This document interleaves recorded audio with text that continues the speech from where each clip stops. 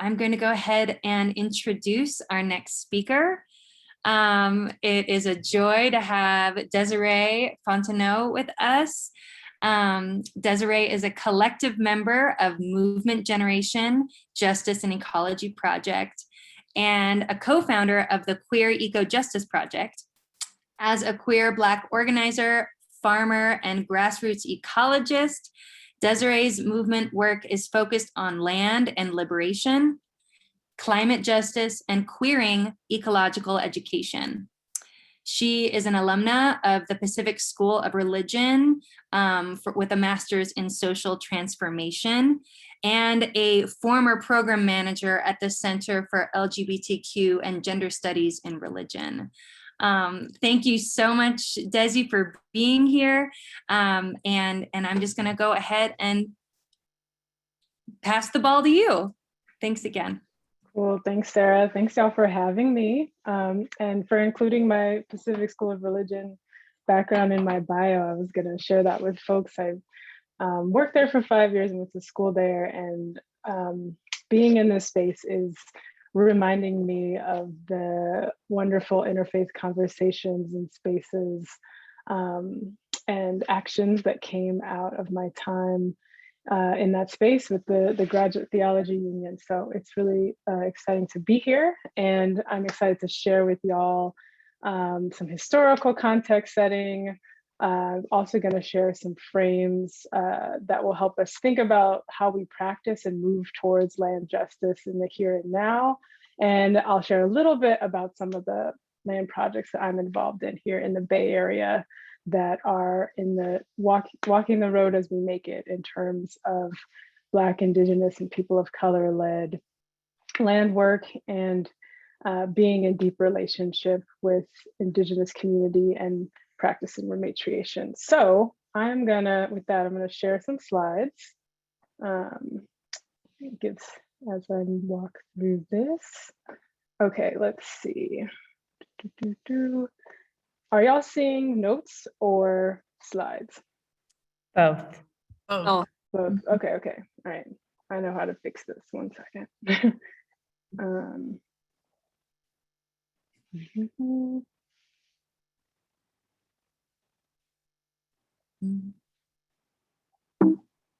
Okay, how about now? Just slides? All good. Perfect. All right, awesome, wonderful, cool. Okay. All right, so I hope these are helpful contributions to the conversations and actions that come out of this course. So with that, I want to get us started in grounding in a shared understanding of what I mean by economy. So at Movement Generation, this is often the place where we start pretty much with any subject or topic, because in order for us to understand the roots of land injustice, we have to understand that it's always entailed a violent restructuring of what we mean by economy. And we want to get at the root of that word because it has a lot of baggage. So eco, it comes from the Greek word oikos, which means home. So we can understand an ecosystem as all of the relationships in our home. We can understand ecology as the knowledge of home, how we study and think about those relationships. And then with economy, it simply means the stewardship, the care of, or the management of home, right? It's how we organize our relationships in a home, ideally to take care of that place and to take care of each other, but that's not always what happens, right? So in our current economy, which is an industrial, extractive, capitalist economy, we think of economy being inherently financial markets and currency and gross domestic products, but those are just activities and tools of specific economies, right? And we know that many other economies have existed across history and across time, and we can imagine things differently. So knowing that, I think in order for us to understand the roots of land injustice here on Turtle Island, we should take a look at the seeds of land injustice in Europe. I didn't know this till very recently, but much of Europe had already been ecologically degraded centuries before Western colonization commenced. Its wildlands were deforested, mined, overgrazed by goats, sheep, and cattle. There was widespread soil erosion and soil exhaustion across the region. And all of this was exacerbated by the privatization or the enclosure of the commons, the rural commons. Literally, like the term commoner comes from the former commons, like a collectively governed space.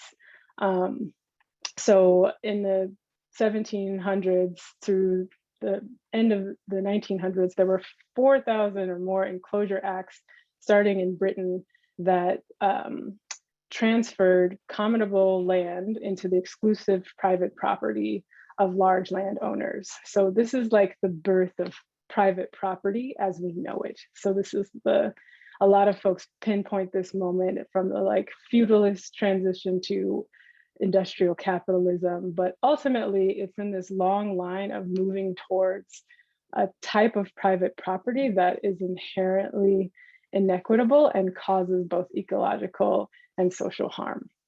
So this launched the forced migration of wave upon wave of dispossessed European peasantry into urban factories, fueling the Industrial Revolution, and into the colonies, right? So I just wanted to share a little bit more on the definition of enclosure because it's such a key part of how I'm thinking about and we think about in MG. What we need to address to truly bring about land justice is seeing enclosure in all of its forms. So enclosures for us, they're mechanisms to control access to needed resources, not just land, but water, labor, knowledge, and they're based on entitlement, right? Which is foundational to colonialism and imperialism and extractivism. And all enclosures are enforced through violence in one way or another, right? And I just want to be clear, enclosure doesn't mean that no one has access. It means that whoever is entitled, the entitled, determine what the basis is for access, right? It's the core of the power relations that come with land and justice. They determine what the terms and conditions are, how people have access, and who could be extracted and exploited from in that enclosure. What we want is the commons. So this idea of the commons is like a very Western idea, but it really is about all of the old forms of being, the ways of being so many of our ancestors have been in thousands and thousands of years ago, which is based on cooperation and consent, right? It's a way of governing resources, of governing land and labor and information and ideas that are shared by many and therefore must be available and sustained to be used by many over generations, right? So over generations, y'all. So commons are way older than private property. And thinking about like the commons existed and property came along and became an infringement upon that. So no one knows better about governing and being in right relationship with home for generations than Indigenous peoples. This quote, "All land is Indigenous land," comes from Segorite Land Trust, a project I'll mention a little bit later, but is an Indigenous women's-led land trust based here on Ohlone land in Oakland. And this map I wanted to highlight, I know this is part of one of the resources shared for this course, but if you haven't yet gone to native-land.ca to find out whose land you're on, it's a great resource. And what I wanted to point out here is that the diverse and productive landscapes of these lands were the outcome of millennia of sophisticated, complex, culturally and ecologically entwined systems of being in right relationship with home. And this remapping really shows us that we went from having these ecologically and culturally defined fluid boundaries of our land to the arbitrary political borders that we have now that cut through communities and ecosystems that started with this, the whole manifest destiny thing. So folks might be familiar with this artwork. It's one of the most famous pieces of art, and it's the visual representation of the idea of manifest destiny, the idea of having a God-given right to dispossess and expand through endless frontiers. And I wanted to share this remix of it by a Dene artist, Clea Benali, which really shows, it's called the dark mark of manifest destiny, right? That this moment in history is a moment of apocalypse, right? It's a moment of disrupting tens of thousands of years of deep relationship, and pointing to like the hubris of thinking that this is a new world, right? And it's no wonder that Europeans thought that way, because the old world they were coming from was already so depleted by years, hundreds of years, and of a worldview that was based on extraction. So now bringing this worldview to this new land, I just really appreciate this artwork and this reframing. I'm going to keep it going here. I'm not going to talk too much about the doctrine of discovery, since Sister Priscilla, you did such an amazing, thorough job of that. But this is a film if folks are interested in checking it out later. It's free on YouTube, and I could share the link to that. So from the age of the doctrine of discovery began an immense number of campaigns of genocide, of displacement, dispossession. This image is of one of the most known, which is the Trail of Tears, which started in 1830 after the Indian Removal Act, one of the first policies passed in Congress that began the forced relocation of thousands of Native Americans southeast to the west of the Mississippi. And that just continued on and on with the Homestead Act, not long after, taking millions and millions of Native land and reselling it for very cheap to thousands and thousands of white settlers, wave upon wave of continued, primarily peasantry risking it all for the New World, and being given quite a bit of bolstered entitlements to move on to those lands. And all of this, as Sarah was saying, all of this history, it is old and it is new and it is still happening, right? So with the history of residential schools, which were financed, by churches and for churches to create schools and indoctrinate and disrupt Native American culture. And there's so much, documented brutality and inhumanity that I couldn't possibly cover here, but the last residential school just closed in 1996. So just giving that sense of like the entire wealth of this country being built on stolen land and stolen labor, and the persistence of disrupting culture. And with that, disrupting culture and life on all over the planet. So with stolen land comes the need for stolen labor. Approximately 10 million people of African descent, of Afro-Indigenous descent, the majority taken from Central and Western Africa, were enslaved in the United States alone. That's not including all of the Americas. And it's estimated that they contributed 410 billion hours of labor. Like, that's just an unimaginable amount of labor. And one thing that I wanted to point out here, we often talk about our histories in silos, but they're deeply, deeply entwined, right? And histories in terms of people of African descent, relationship to empire, to white supremacy, people of Indigenous descent in the Americas, relationship to empire and history, and people all over the world, but they're so deeply entwined. And one thing that I wanted to share here was that at the invention of the cotton gin was a time when the number of enslaved people who were captured like tripled, because cotton is a crop that, I'm also a farmer, so I got really a little too nerdy into this, but cotton is a crop that, grown in a monoculture, as many things are and were, depletes the soil incredibly quickly. So the minute that cotton became a big potential form of profit, that is when the Indian Removal Act passed, because the US wanted more and more swaths of land to grow cotton. And similarly, the US wanted more and more free labor to produce that cotton. And this imagery here I wanted to point out in the bottom left corner is the New York slave revolt of 1712. In explaining these histories, sometimes it's hard to surface just how much resistance there was, not only in rebellions, but also in maintaining customs, also in maroonage. Maroonage history is very interesting, or enslaved people would escape often alongside Native folks and create sanctuary places, often in uninhabitable zones like wetlands and places on the edge. But the point is that people have always resisted the dispossession of their lands and bodies and the destruction of their lifeways, and they have always been met with violence.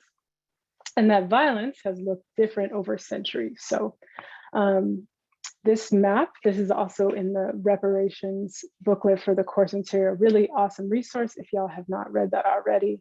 But this graphic just really says everything. Like, slavery didn't end, it just evolved. So looking at the past 400 plus years, you can see and understand the deep systemic disparities that Black people have faced along the way.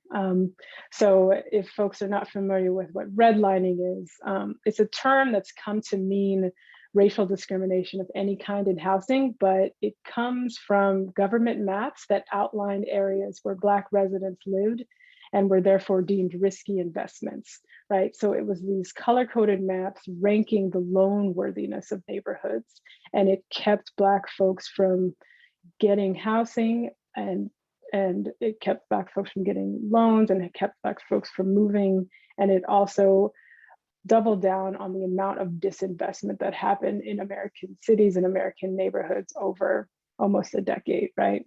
And then mass incarceration is here on this map as 1930, but you could start it off at 1865 with the 13th Amendment. Right after the Emancipation Proclamation, the 13th Amendment was added to allow slavery to persist through the side door of incarceration. So vagrancy laws became immediate after the Civil War. African men were sold into free labor to build railroads, dig coal mines, and other industries, right? So all of these systems persist, and we can go over many, many more examples. I just wanted to add a couple of more that folks might not be familiar with. Heirs property.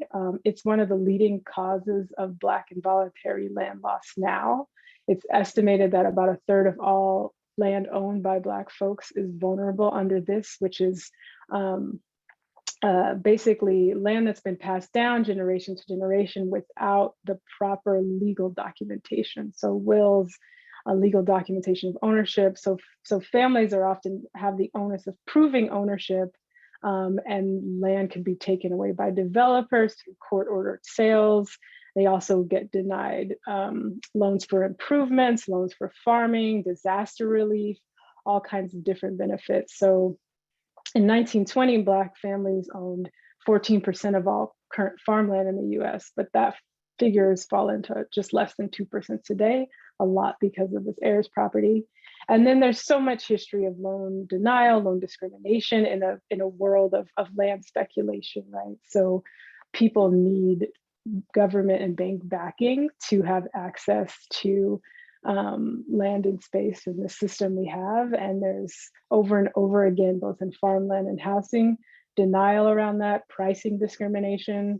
The 2008 crash disproportionately affected Black and brown families, right? Because lots of foreclosures were based on very messed up loaning and lending practices. So, and I would be remiss not to include something in here around American imperialism. So the westward expansion and the enclosure didn't stop at the shores of California where I am at. It went on to Puerto Rico, to Cuba, to Hawaii, to the Philippines.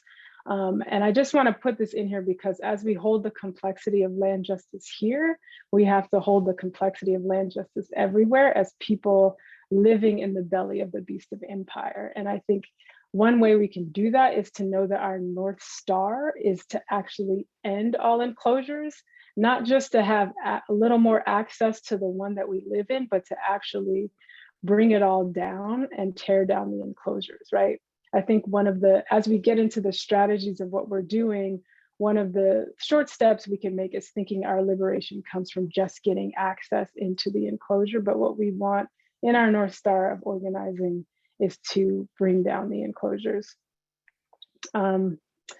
So what you do to the land, you do to the people. What you do to the people, you do to the land. It's important to know, like, this is a key lesson for us in doing climate justice work, is the recognition that unfair treatment of people by the economy will always contribute to ecological erosion. Ecological erosion will always contribute to social inequity. These things are inextricably linked, as is the inverse, which is the biological and cultural diversity of the world. So this map is something that we share. We could do a whole hour or two on biological and cultural diversity, but just to note, like, the cost of spreading like one way of thinking, knowing, doing, being in the world is the loss of both biological and cultural diversity. So this map shows wherever there's immense plant diversity, there's also immense diversity of languages, and that's immense diversity of cultures. So what has been disrupted is the true wealth of the world, which is the entwined biocultural diversity of the planet, right? So these two things go hand in hand, is a core lesson for us. So I know I just have a couple more minutes, so I'm gonna slide on through these things and share a little bit about some of the projects I'm involved in as well. So there's 3 dimensions of land reform. So as y'all are thinking about your processes, these 3 buckets might help you think about ways to move towards the sweet spot, which is land use, land distribution, and land governance. So how land is used, is it for private development or for public benefit? I'm not going to get into too many details, but these are examples of folks intervening on public lands that were going to be sold off to private development, but stopped them and made them for affordable housing, for community food sovereignty. And then the next bucket is how land is held, from the few to the many. So how do we redistribute land in models where many folks hold the land in different ways? And under our system now, that looks like different models of ownership, but that could look very different over time. And so what kind of customs and creations can we make towards the North Star of not having private property at all? So one of the projects here is East Bay Permanent Real Estate Cooperative, the Land Without Landlords movement, which is a very interesting multi-owner legal model that is being piloted here in the East Bay. And the last bucket is how land is governed. So from private ownership to public lands to the peoples to rematriated land. So the original phrase from this comes from this movement called Take Back the Land in Miami by Max Ramu, but I added to rematriated after the peoples, because a big part of what we're committed to in the land justice work we're doing is centering the leadership of Indigenous people, particularly Indigenous women. And the concept of rematriation is centering the matrilineal focus and like leadership within Segorite Land Trust, who I mentioned earlier. And I'll share a little bit about the 2 projects that we're in a moment, but I wanted to say all these 3 buckets, how land is used, how land is held, how land is governed. When we do it all at once, that's the revolutionary sweet spot. That's what we're going for. We're not just going for a land use relationship where we still hold all the power in the end game. We're not just going for a situation where land is held by the many, but we don't have a governance model that actually works for all. We want to create situations where we can hit every sweet spot of land reform. So the 2 projects I want to share that I'm a part of, and I'll wrap it up, is Mugworts Collective, which is a QD, BIPOC, queer, trans, Black, Indigenous, people of color centered community retreat space on Coast Miwok and Southern Pomo land here. It was founded by someone who wanted to intentionally radically redistribute their wealth. So they purchased the house and put it directly into a nonprofit and into a collectively governed model. And then we've been in a process of returning the land to Indigenous folks, working with Sogorea Land Trust on our rematriation process. And then a piece of advice I could offer is to move at the speed of relationships with what this looks like. So we had many visioning and retreat sessions where we came together and came out with these shared values and principles of what it means to rematriate land, what it means to follow Indigenous stewardship, and what it means to hold and maintain the shared need for healing and collective transformation, both of us as people and of the land.